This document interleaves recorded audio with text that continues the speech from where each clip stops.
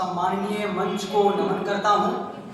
आज के विकसित भारत यूथ पार्लियामेंट के कार्यक्रम में उपस्थित कार्यक्रम की अध्यक्षता कर रहे आदरणीय अध्यक्ष महोदय, सम्मानित यहाँ आए हुए देवतुल्य अतिथिगण, निर्णायक मंडल और विकसित भारत के प्रणेता सूत्रधार, लोकतंत्र के सुरक्षा प्रहरी, ऊर्जावान युवा साथियों, आज हम सभी आपातकाल के 50 वर्ष होने पर आपातकाल से सबक के रूप में सीखने और लोकतंत्र को मजबूत करने हेतु प्रतिबद्ध होने के लिए एकत्रित हुए हैं।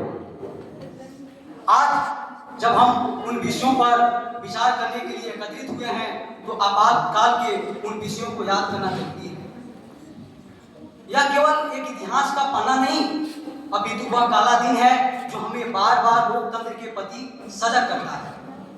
अगर मैं आपसे कहूं कि एकाएक आपसे लिखने, बोलने, पढ़ने और यहाँ तक कि जीवन जीने की आज़ादी छीन ली जाएगी, आपको जेलों में डाल दिया जाएगा, तो क्या होगा? 25 जून 1975 की काली रात अपनी कुर्सी को बचाने के लिए, अपने व्यक्तिगत स्वार्थ के लिए देश पर आपातकाल थोप दिया। देश के जितने भी विपक्ष के नेता थे उन्हें जेलों में डाल दिया गया। देश की मीडिया पर सेंसरशिप लगा दिया गया। अब मीडिया वही चाहेगी जो सरकार चाहेगी, वही छापेगी, वही दिखाएगी। इतना ही नहीं, लगभग 80 लाख लोगों को जबरन पकड़ करके नसबंदी किया गया। और इससे भी मन नहीं भरा तो 21 महीने तक चली इस काली रात में देश के मूल के साथ खिलवाड़ किया गया। 42वां संशोधन करके लोकसभा का कार्यकाल 5 वर्ष से 6 वर्ष बढ़ाकर कर दिया गया। न्यायिक समीक्षा जो है संशोधन को बाहर कर दिया गया। एक तरह से पूरे देश के मूल के साथ खिलवाड़ करने का कोशिश किया गया। आज उसके 50 वर्ष हो रहे हैं। मेरा आपसे प्रश्न है, क्या हम उससे सीखे हैं? हाँ, सीखे हैं, लेकिन अभी बहुत कुछ सीखना जरूरी है। अभी बहुत कुछ सीखना जरूरी है।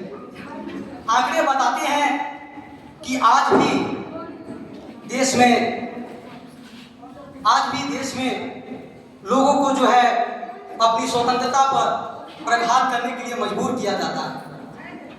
सोचिए, आंकड़े बताते हैं कि 2020-21 में जिस समय 3 काले कानून के द्वारा किसान प्रोटेस्ट कर रहे थे तो सरकार का लंबे समय तक अड़े रहना और 700 किसानों का इस नीति के लिए शहादत देना, ये भी हमें आपातकाल के प्रति सजग कर रहा था। आज भी उस समय मीसा जैसे एक्ट थे जिसके तहत लगभग 10,000 लोगों को जेलों में डाल दिया गया और ये संख्या बढ़कर आपातकाल खत्म होने तक 1 लाख तक चली गई।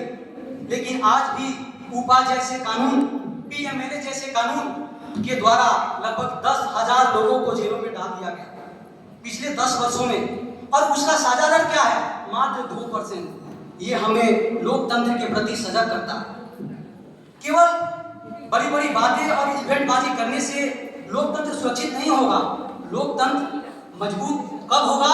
जब आज की युवा पीढ़ी सरकार से आंख में आंख मिलाकर प्रश्न पूछेगी, सरकार की कमियों को सामने खड़ी रखेगी। क्या दोष है उमर अब्दुल्ला का?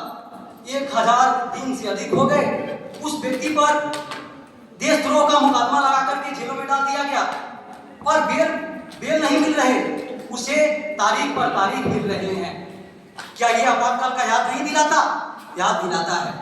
आज हमें संविधान के 21 क में, अनुच्छेद 21 क में हमें शिक्षा का अधिकार दिया गया, लेकिन हमें शिक्षा कितनी महंगी कर दी गई। प्रत्येक सेमेस्टर में नामांकन अनिवार्य कर दिया गया और एक गरीब जो अपने बच्चों को पढ़ाने का सपना देख रहा है, वो अपने बच्चे को नहीं पढ़ा सकता। क्या उसके लिए ये आपातकाल नहीं है? हाँ, उसके लिए भी ये आपातकाल है।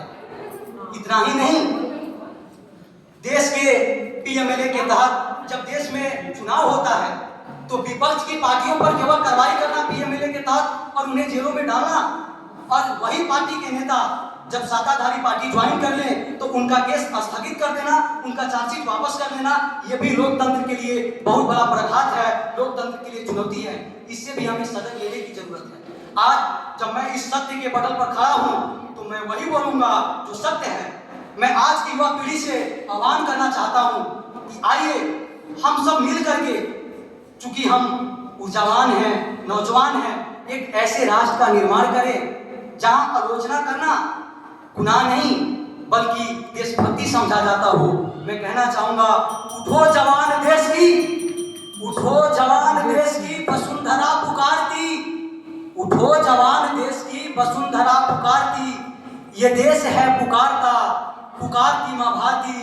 आइए हम सब मिल करके लोकतंत्र को मजबूत करें और फिर ऐसा दिन ना आए। लोकतंत्र जिंदाबाद, संविधान जिंदाबाद। जय हिंद।